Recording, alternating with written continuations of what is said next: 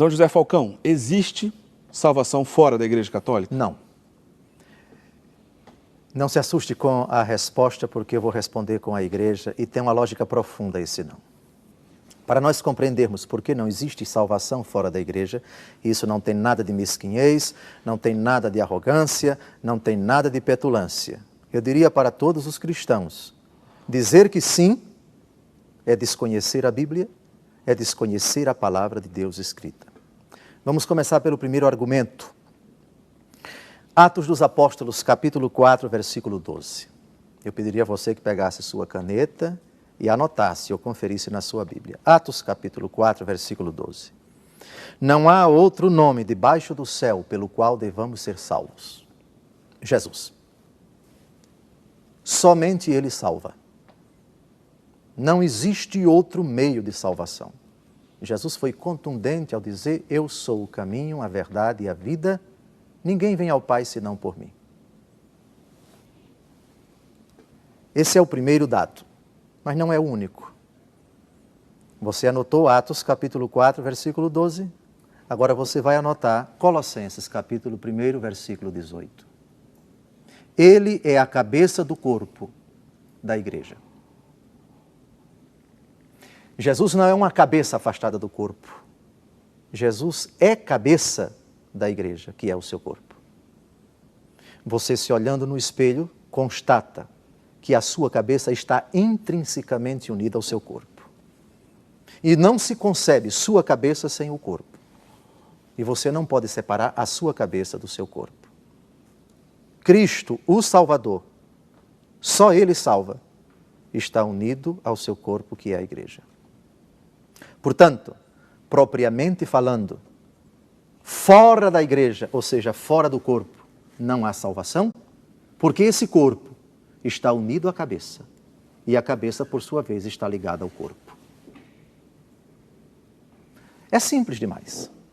Agora vamos àquilo que o Catecismo da Igreja Católica diz sobre isso, citando dois importantes parágrafos do Concílio Vaticano II, Constituição Dogmática sobre a Igreja, Lumen Gentium, capítulo 14, e Lumen Gentium, capítulo 16.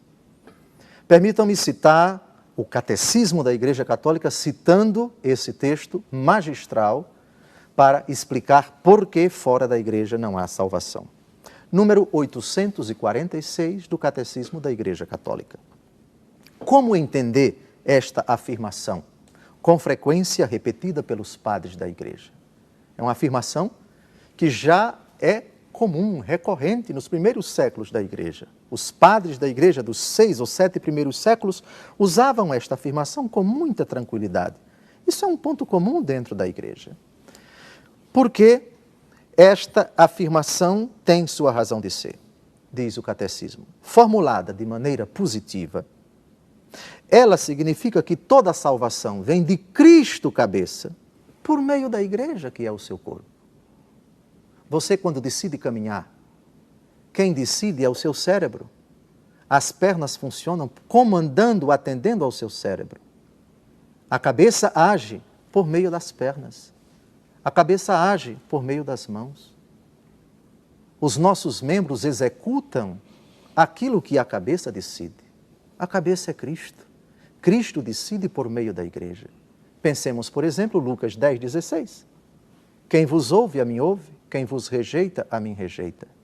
Pensemos também, Saulo, Saulo, por que me persegues? Mas Saulo não está perseguindo o próprio Jesus, mas está perseguindo a igreja, que é o corpo de Cristo. Quem persegue a igreja está perseguindo o próprio Cristo. Mas vamos continuar agora citando o capítulo 14 da Lumen Gentium, Concílio Vaticano II. O texto é magistral. Apoiado na Sagrada Escritura e na tradição, o concílio ensina que esta igreja peregrina é necessária para a salvação. O único mediador e caminho da salvação é Cristo, que se nos torna presente em seu corpo, que é a igreja. Ele, porém, inculcando com palavras expressas a necessidade da fé e do batismo, ao mesmo tempo confirmou a necessidade da igreja, na qual os homens entram pelo batismo, como que por uma porta. Agora vem a afirmação mais lapidada do concílio, prestem atenção. Por isso, não podem salvar-se aqueles que, sabendo que a Igreja Católica foi fundada por Deus, por meio de Jesus Cristo como instituição necessária, apesar disso, não quiserem nela entrar ou nela perseverar. O texto é magistral e é um texto de 1965. Estamos há 50 anos deste texto. Uma afirmação simplicíssima. Contestá-la com o devido respeito é um convite para que se estude mais a teologia, para que se investigue com mais acuidade textos do Novo Testamento, afirmações do próprio Jesus, afirmações do Novo Testamento. Mas é preciso tratar de uma outra coisa. E aqueles que sem culpa nunca ouviram falar de Cristo e da sua igreja, como ficam? O senhor me permite, Até agora, me interromper só para dar um exemplo? A gente poderia pensar alguém, por exemplo, que vive numa aldeia deserta, num povoado distante, que nunca teve acesso à informação e nem à catequese, não sabe nem que Jesus existiu. Perfeito. Essas pessoas encaixariam nessa explicação? Perfeito. Continua o raciocínio magistral do Catecismo da Igreja Católica, agora número 847. Esta afirmação, ou seja, essa afirmação do Concílio Vaticano II, Lumen Gentium, capítulo 14, não visa aqueles que sem culpa desconhecem Cristo e sua Igreja. Vejamos o que diz agora o número 16 da Constituição Dogmática Lumen Gentium sobre a Igreja. Aqueles que sem culpa ignoram o Evangelho de Cristo e sua Igreja, mas buscam a Deus com coração sincero e tentam, sob o influxo da graça, cumprir por obras a sua vontade, conhecida por meio do ditame da consciência, podem conseguir a salvação eterna. O princípio é magistral. Jesus, certa feita, disse que a quem muito for dado, muito será pedido. E a quem pouco for dado, pouco será pedido. Aqui nós temos um tema muito caro para os padres da Igreja. Há determinadas pessoas que estão em condição de ignorância inculpável.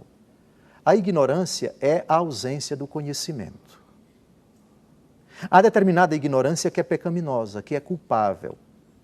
É a ignorância daquele que deveria saber e não sabe, ou daquele que poderia sair da ignorância e não o faz. Esse tem culpa.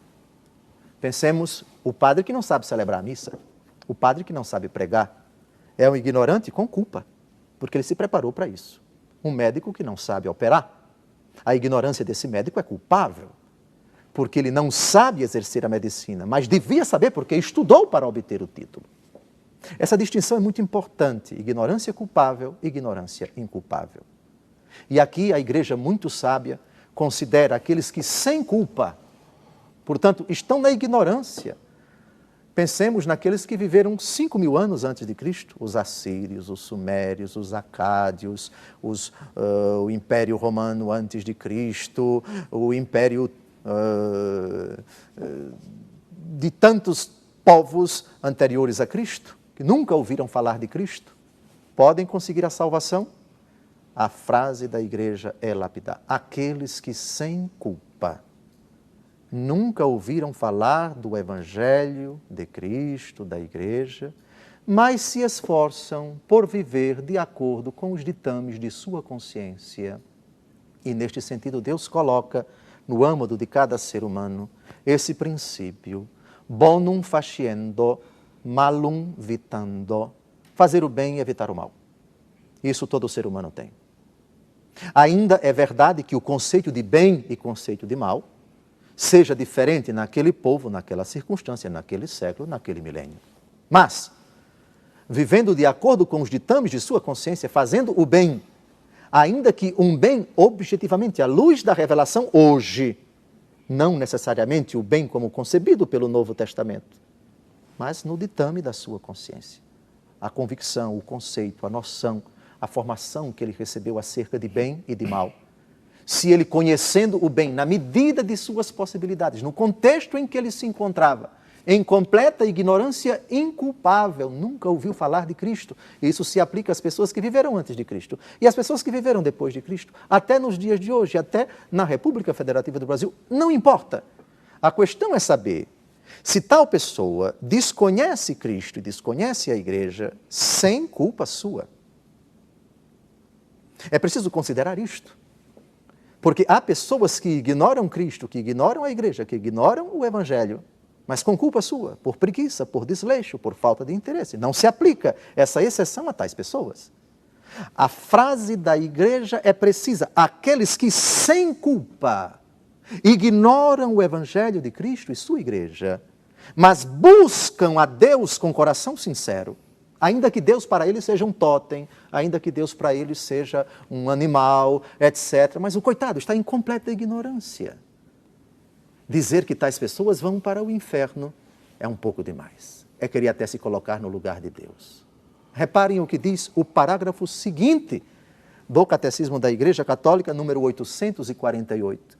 Para aqueles que divinizam a Igreja Católica. Não se pode divinizar a Igreja. A Igreja é obra de Cristo, é uma criação de Cristo. Sem dúvida alguma, a Igreja é o meio ordinário de salvação.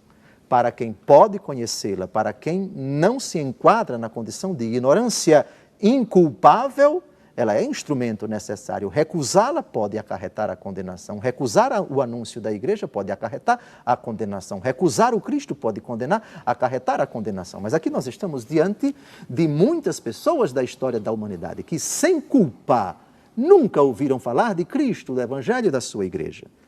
A afirmação do Catecismo da Igreja Católica, precisamente citando literalmente